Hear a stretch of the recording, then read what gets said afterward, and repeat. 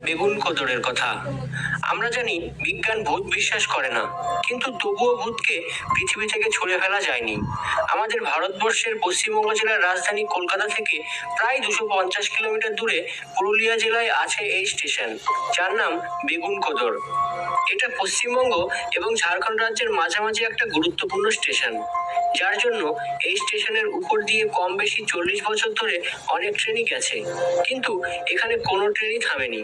থামা তো দূরের কথা, এই স্টেশন আসলেই ট্রেনের স্পিড আরো বেড়ে যেত।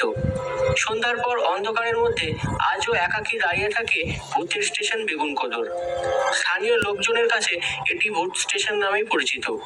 এই গল্পটি স্বাধীনতার প্রায় 13 বছর পরের। ওই সময় বেগুন কোদরে কোনো রেলওয়ে স্টেশন ছিল না। সবচেয়ে কাছের রেলওয়ে স্টেশনটিও ছিল অনেক দূরে, যার জন্য এখানকার লোকেদের ট্রেন ধরতে প্রায় 25-30 কিলোমিটার দূরে যেতে হতো। এই